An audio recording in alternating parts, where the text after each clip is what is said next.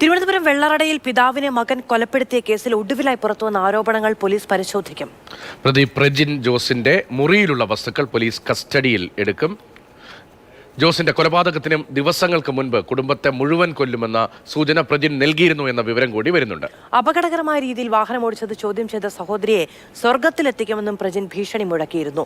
Jibin JB വിവരങ്ങളുമായി ചേരുകയാണ്. ജിബിൻ, ഒരു ഈ പ്രായത്തിലുള്ള ഒരു ചെറുപ്പക്കാരനിൽ നിന്ന് സമൂഹം ഒരു തരത്തിലും പ്രതീക്ഷിക്കാത്ത പല കാര്യങ്ങളാണ് സംഭവിച്ചിരിക്കുന്നത്. ഭയന്നാണ് കഴിഞ്ഞിരുന്നത് എന്ന് അമ്മ തന്നെ പറയുന്നുണ്ടായിരുന്നു. നിലവിളിച്ച് അപേക്ഷിച്ച് യാചിച്ച് ഒക്കെ ആ മാതാപിതാക്കൾ ചേർത്ത് നോക്കി കൊലപാതകത്തിന് മുൻപ്. പക്ഷേ ഈ വരുന്ന വിവരങ്ങൾ ഞെട്ടിപ്പിക്കുന്നതാണ് ജിബിൻ. അത് തന്നെയാണ് മാധു. കാരണം 28 വയസ്സ് മാത്രം പ്രായമുള്ള മെഡിക്കൽ വിദ്യാർത്ഥിയായിരുന്ന ഒരു യുവാവിൻ്റെ ഭാഗത്തു നിന്ന് ഉണ്ടാകാൻ പാടില്ലാത്ത എല്ലാ കാര്യങ്ങളുമാണ് ഈ പ്രജിൻ ജോസ് എന്ന് പറയുന്ന യുവാവിൻ്റെ ഭാഗത്തു നിന്നുണ്ടായിരിക്കുന്നത്. ഈ 2019 പ്രജിൻ ജോസ് മെഡിക്കൽ വിദ്യാഭ്യാസം പൂർത്തിയാക്കി ചൈനയിൽ നിന്ന് നാട്ടിലേക്ക് എത്തുന്നത്. അതിനുശേഷമുള്ള ഈ 6 വർഷക്കാലം, ഈ ഒരു 6 വർഷക്കാലം പ്രജിൻ്റെ മാതാപിതാക്കൾ വീട്ടിനുള്ളിൽ താമസിച്ചിരുന്നത് വളരെയധികം പീഡനങ്ങൾ സഹിച്ചുകൊണ്ട് മാത്രമാണ് എന്നുള്ള കാര്യം അമ്മയുടെ പ്രതികരണത്തിൽ നിന്ന് വ്യക്തമാണ്. കാരണം ഓരോ ഘട്ടത്തിലും പ്രജിൻ ജോസ് മാതാപിതാക്കളെ മൃഗീയമായി ഉപദ്രവിച്ചിരുന്നു. പ്രത്യേകിച്ച് അച്ഛനെയാണ് പ്രജിൻ ഏറ്റവും അധികം ഉപദ്രവിച്ചിരുന്നത്. ഇദ്ദേഹത്തിൻ്റെ ശരീരത്തിൽ 28 വെട്ടുകളാണ് മരണത്തിന് ഉണ്ടായിരുന്നത്. അതിൽ 4 മരണകാരണമായിട്ടുണ്ടായിരുന്നത്. മറ്റൊരു കാര്യം, ഈ പോസ്റ്റ്മോർട്ടം റിപ്പോർട്ടിൽ നിന്ന് വരുന്ന കാര്യങ്ങളാണ് ഞെട്ടിപ്പിക്കുന്നത്. കാരണം ഇദ്ദേഹത്തിൻ്റെ ശരീരത്തിൽ മുഴുവൻ ഉണ്ടായിരുന്നത് മുറിവുകളുടെയും ചതവുകളുടെയും പാടാണ്. അതായത് കാലാകാലങ്ങളായി മകൻ ഈ പിതാവിനെ ഉപദ്രവിച്ചിരുന്നു എന്നുള്ളതിൻ്റെ തെളിവാണ് ആ പാടുകൾ എന്ന് പറയുന്നത്. മറ്റൊരു കാര്യം, അമ്മയെപ്പോലും അച്ഛനെയും അമ്മയും മുടിയിൽ പിടിക്കുക, കഴുത്തിൽ തൂക്കിയെടുത്ത് ചെവിരിൽ ചാരി നിർത്തുക, ഇത് സ്ഥിരം പതിവായിരുന്നു എന്നാണ് പ്രത്യേകിച്ച് അമ്മയും മറ്റു കുടുംബാംഗങ്ങളും ഒക്കെ തന്നെ കഴിഞ്ഞ ദിവസം പറയുന്നത്. പക്ഷേ ഇതൊന്നും തന്നെ ഈ കുടുംബാംഗങ്ങൾ നേരത്തെ പുറം ലോകത്തോട് സംസാരിക്കാൻ തയ്യാറായിരുന്നു. കാരണം തങ്ങളുടെ മകനാണ്, കുട്ടിക്കാലം മുതൽ തന്നെ തങ്ങൾ കൊഞ്ചിച്ചുകൊണ്ട് നടന്ന മകനാണ്. അപ്പോൾ മകന്റെ ഭാഗത്തു നിന്ന് ഇത്തരത്തിലുള്ള അതാണ് ഇത്രത്തോളം പ്രശ്നങ്ങളും ഭീഷണി ഉണ്ടായിട്ട് മാതാപിതാക്കൾ മകനല്ലേ എന്നൊരു പരിഗണന ഉണ്ടായിരിക്കും അല്ലേ രതീഷ്? അമ്മ പറയുന്നത് കൂടി ഒന്ന് കേൾക്കാം. അത് കേൾക്കുമ്പോൾ എത്രത്തോളം ഭീകരമായ സാഹചര്യത്തിലൂടെയാണ് അവർ കടന്നുപോയത് എന്നൊക്കെ വ്യക്തമാകും. 2 കൈയും മുറുക്കി എൻ്റെ ഹസ്ബൻഡിനെ ഇടിക്കാനായിട്ട് ഇങ്ങനെ വന്നത്, ഞാൻ ഇടയിൽ ഇങ്ങനെ വീണ്. ഇവൻ നിന്നത് കണ്ട ആരും പേടിച്ചു പോകും. ആ രീതിയിൽ മൃഗീയമായിട്ടുള്ള എന്നിട്ട് ചെവരിൽ ആ 2 കൈയൊക്കെ ഇടിച്ച് അങ്ങ് മാറി. കുറെ ഇടി തലയിലൊക്കെ കൊടുത്തിട്ട് ശക്തിയായിട്ട് അവിടെ ഇടിച്ചങ്ങ് മാറി. മോനെ മോനെ മോനെ എന്ന് വിളിച്ച് തൊഴുത് അവൻ്റെ കാലിൽ പിടിക്കുന്ന പോലെ അങ്ങഴിച്ച് മാറി നിൽക്കും. ഇവനും ഈ വെട്ടിയൻ്റെ അന്നം ഇവൻ അതുപോലെ ഇങ്ങനെ വെട്ടുമെന്നുള്ള ഒരു പ്രതീക്ഷ അവർക്കില്ല. ഒരിക്കലും ഇങ്ങനെ ചെയ്യുമെന്നുള്ള ഒരിത് ഇല്ല. ഈ തേച്ച് നടക്കണമെങ്കിൽ ഇവൻ ചെയ്യുമെന്ന് വിചാരിച്ചില്ല. ഇവനെ സ്നേഹിച്ച് നല്ലതായിട്ട് മോനെ അങ്ങനെയല്ല ഉപദേശിക്കാൻ പാടില്ല. ഒരു കാര്യം ഉപദേശിക്കാൻ പാടില്ല. ഇങ്ങനെയൊക്കെ കാണിക്കും, കൈമുറുക്കിയൊക്കെ. റൂമിനകത്ത് നമുക്ക് ആർക്കും തൊടാൻ പോലും അധികാരമില്ല. തൊട്ടാൽ നമ്മളെ ഉപദ്രവിക്കുക. നമ്മൾ പറയും മോനെ പൈസ ഇല്ല. അപ്പോൾ നമ്മളെ കഥവടച്ച് വെളിയിലാക്കിയിട്ട് ഇവ മൊത്തവും പരിശോധനയായിരിക്കും. എല്ലാം വലിച്ച് താഴെ ഇറക്കി പിന്നെ അതെങ്കിലും കിട്ടുമെങ്കിൽ അവനങ്ങ് എടുക്കും. അവനെ എനിക്ക് പേടി തന്നെ, എപ്പോഴും പേടിയുണ്ട്.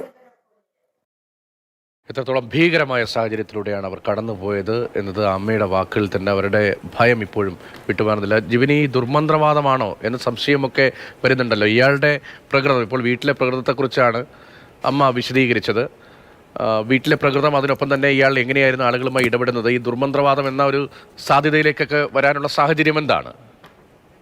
ഈ മെഡിക്കൽ വിദ്യാഭ്യാസത്തിന് ശേഷം നാട്ടിൽ വന്ന വീട്ടിൽ മറ്റു പ്രശ്നങ്ങളൊന്നും തന്നെ ഇല്ലായിരുന്നു. ഈ കാലങ്ങളിൽ അച്ഛനും അമ്മയായിട്ടൊക്കെ തന്നെ സ്നേഹബന്ധം മാത്രമാണ് പ്രജിന് ഉണ്ടായിരുന്നത്. പക്ഷേ ഏകദേശം ഒരു 1.5 വർഷക്കാലം മുൻപാണ് പ്രജിന് സിനിമ മോഹം വരുന്നത്. സിനിമ പഠിക്കണമെന്ന് പറഞ്ഞ് വീട്ടിൽ നിന്ന് 1.5 ലക്ഷം രൂപ പ്രജിൻ വാങ്ങുന്നു. അതിനുശേഷം കൊച്ചിയിലേക്ക് പോകുന്നു. പിന്നീട് തിരിച്ച് വീട്ടിലെത്തിയ തങ്ങളുടെ മകൻ, മുൻപ് കണ്ടിട്ടുള്ള ഒരു മകനും അത്തരത്തിലുള്ള സ്വഭാവമോ പ്രകൃതമോ അല്ലായിരുന്നു എന്നാണ് അമ്മ കഴിഞ്ഞ ദിവസം പറയുന്നത്. കാരണം പിന്നീട് വീട്ടിലേക്ക് എത്തിയതിനു ശേഷമാണ് ഈ ഒരു വീട്ടുകാരോടുള്ള ഈ ദേഷ്യമായിരുന്നാലും അല്ലെങ്കിൽ പ്രജിൻ്റെ ജീവിത സാഹചര്യങ്ങളൊക്കെ തന്നെ മാറിയത് ഈ ഒരു കൊച്ചിയിൽ നിന്ന് തിരിച്ച് നാട്ടിലേക്ക് എത്തിയതിനു ശേഷമെന്നാണ് പറയുന്നത്. പ്രത്യേകിച്ച് ഈ അമ്മ എടുത്തു പറയുന്ന ഒരു കാര്യം, ഈ സംശയങ്ങളൊക്കെ ഉന്നയിക്കുന്നതിന് വേണ്ടി അമ്മ എടുത്തു പറയുന്ന കാര്യം എന്ന് പറയുന്നത്, എല്ലാ ദിവസവും രാത്രി ഈ അമ്മയ്ക്ക് സ്ഥിരമായി പ്രാർത്ഥന കേൾക്കുന്ന, TV യിൽ അല്ലെങ്കിൽ യൂട്യൂബിൽ നിന്ന് പ്രാർത്ഥന കേൾക്കുന്ന ഒരു സമയമുണ്ട്. ഈ പ്രാർത്ഥന കേൾക്കുന്ന അതേ സമയത്ത് തന്നെ പ്രജിൻ 2ാമത്തെ നിലയിൽ, ഈ 2ാമത്തെ നിലയിലേക്ക് വീട്ടുകാർക്കൊന്നും തന്നെ പ്രവേശനമില്ലായിരുന്നു. ഈ 2ാമത്തെ നിലയിൽ മുറിയിൽ സാത്താൻ സേവയുമായി ബന്ധപ്പെട്ടുള്ള പാട്ടുകൾ ഇട്ട ശേഷം ഒന്നുകിൽ കറുത്ത വസ്ത്രം അല്ലെങ്കിൽ ചുവന്ന വസ്ത്രം ധരിച്ചുകൊണ്ട് വളരെ ഉച്ചത്തിൽ പാടുകയും നൃത്തം ചെയ്യുകയും ചെയ്യുന്നു എന്നാണ് അമ്മ പറയുന്നത്. മറ്റൊരു മറ്റൊരു കാര്യം, ഈ മുറിയിലേക്ക് കയറി കഴിഞ്ഞാൽ വളരെയധികം ഞെട്ടിക്കുന്ന കാഴ്ച. നേരത്തെ മാധു പറഞ്ഞതുപോലെ ഒരു 28 വയസ്സുകാരൻ്റെ മുറിയിൽ കാണേണ്ട കാഴ്ചകളല്ല പ്രജിൻ ജോസിൻ്റെ മുറിയിൽ ഉണ്ടായിരുന്നത്. കാരണം ഒരു സാത്താൻ സേവക്കാർ ഉപയോഗിക്കുന്ന തരത്തിലുള്ള ബാറ്റിലാക്സ് എന്ന് പറയുന്ന ഒരു ഉപകരണമുണ്ട്. അത് സ്വയം പ്രജിൻ നിർമ്മിച്ചെടുത്തതാണ്. അതിൽ സാത്താൻ സേവയുടെ മുദ്ര ഉൾപ്പെടെ പതിപ്പിച്ച ഒരു ബാറ്റിലാക്സ് ആ മുറിയിലുണ്ടായിരുന്നു. പിന്നെ വർഷങ്ങളോളം ഈ പ്രജിൻ ജോസ് തൻ്റെ ശരീരത്തിൽ നിന്ന് മാറ്റിയ രോമങ്ങൾ, പ്രത്യേകിച്ച് ഈ കൊലപാതകത്തിന് ശേഷം പ്രജിൻ ജോസ് തൻ്റെ ശരീരത്തിൽ ഉണ്ടായിരുന്ന രോമങ്ങൾ മുഴുവൻ നീക്കം ചെയ്തിരുന്നു. ഈ രോമവും ഒരു 1.5 വർഷക്കാലം കൊണ്ട് ഇദ്ദേഹത്തിൻ്റെ ശരീരത്തിൽ നിന്ന് നീക്കം ചെയ്തിരുന്ന രോമങ്ങളൊക്കെ തന്നെ ഈ ഒരു ബാത്റൂമിൽ, പ്രജിൻ്റെ മുറിയോട് ചേർന്നുള്ള ബാത്റൂമിൽ കൂട്ടിയിട്ടിരിക്കുകയായിരുന്നു. ഇദ്ദേഹത്തിൻ്റെ മുറിയിലുണ്ടായിരുന്ന കുറച്ച് ചിത്രങ്ങളുണ്ട്. പ്രജിൻ ജോസ് കഴിഞ്ഞ കുറച്ച് നാളുകളായി ഇദ്ദേഹം സ്വയം വരയ്ക്കുകയും എഴുതുകയും ചെയ്ത കുറച്ച് പേപ്പറുകളുണ്ട്. ആ പേപ്പറുകളിൽ കണ്ട കാര്യങ്ങളാണ് ഞെട്ടിക്കുന്നത്. കാരണം ഒരാളുടെ തല വെട്ടി മാറ്റിയതിനു ശേഷം കഴുത്തിൽ തൂക്കിയിട്ടുകൊണ്ട് നടക്കുന്ന ഒരു മന്ത്രവാദിയുടെ ചിത്രവും അതിൻ്റെ താഴെയായിട്ടുള്ള ഒരു കുറിപ്പുമാണ്. 5 ആൾക്കാരെ കൊല്ലണമെന്നുള്ള ലക്ഷ്യമുണ്ടായിരുന്നു. ഒരു ആണിനെ മാത്രമാണ് എനിക്ക് കിട്ടിയിട്ടുള്ളത്. മറ്റ് 4 പേരും എൻ്റെ കൺമുന്നിൽ കൂടി ഓടി രക്ഷപ്പെടുന്നത് ഞാൻ കണ്ടു എന്ന തരത്തിലുള്ള വാക്കുകളാണ് ആ ഒരു പേപ്പറിലൊക്കെ തന്നെ എഴുതി വെച്ചിരുന്നത്. അതായത് മറ്റേതെങ്കിലും കൊലപാതകം കൂടി നടത്തിയിട്ടുണ്ട്, അത്തരമൊരു സാധ്യതയുണ്ടോ, അത്തരമൊരു സാഹചര്യമുണ്ടോ, അതേക്കുറിച്ചുള്ള അന്വേഷണം നടക്കുന്നുണ്ടോ ഈ കൊലപാതകമല്ലാതെ? അതോ ഇപ്പോഴത്തെ കൊലപാതകത്തിന് ശേഷം എഴുതിയതാണോ അത്?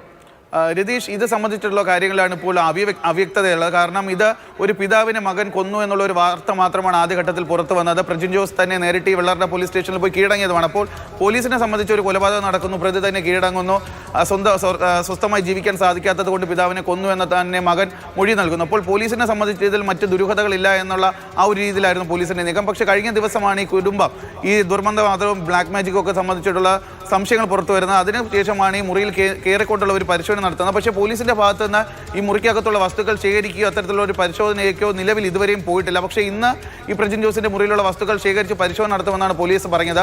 നേരത്തെ രതീഷ് പറഞ്ഞതുപോലെയുള്ള സംശയങ്ങൾ കുടുംബത്തിനുമുണ്ട്. കാരണം ഈ എല്ലാ ദിവസവും ഈ 28 വയസ്സുകാരൻ രാത്രി 12 മണി കഴിഞ്ഞാൽ വീട്ടിൽ നിന്ന് പുറത്തേക്ക് പോകും. കാറെടുത്ത് പുറത്തേക്ക് പോയി കഴിഞ്ഞാൽ പിന്നീട് പുലർച്ചയോട് കൂടി മാത്രമാണ് വീട്ടിലെത്തുന്നത്. ഇത് ചോദ്യം ചെയ്ത് കഴിഞ്ഞാൽ പിതാവിൻ്റെ മുഖത്തും ഒക്കെ തന്നെ തുപ്പുന്ന ഒരു സ്ഥിതിയും കൂടി ഉണ്ടായിരുന്നു. അതുകൊണ്ട് തന്നെ വീട്ടുകാർ പേടിച്ച് ജീവിച്ചതുകൊണ്ട് വീട്ടുകാർ ഇത് ചോദ്യം ചെയ്യില്ലായിരുന്നു. പക്ഷേ പോലീസിന് ഇത് സംബന്ധിച്ചിട്ടുള്ള തെളിവുകളൊന്നും തന്നെ ലഭിച്ചിട്ടില്ല. അതിൻ്റെ കൃത്യമായ കാരണമെന്ന് പറഞ്ഞാൽ ഈ കൊലപാതകം നടക്കുന്ന, അതായത് ഫെബ്രുവരി 5-ാം തീയതി കൊലപാതകം നടക്കുന്നതിന് 1.5 ദിവസം മുൻപ് ഈ വീട്ടിലുള്ള CCTV ദൃശ്യങ്ങളൊക്കെ തന്നെ, ആ ക്യാമറകളൊക്കെ തന്നെ പ്രവർത്തനരഹിതമാണ്. മറ്റൊരു കാര്യം, ഇദ്ദേഹം ഉപയോഗിച്ചിരുന്ന ഒരു ഐഫോൺ ഉണ്ട്.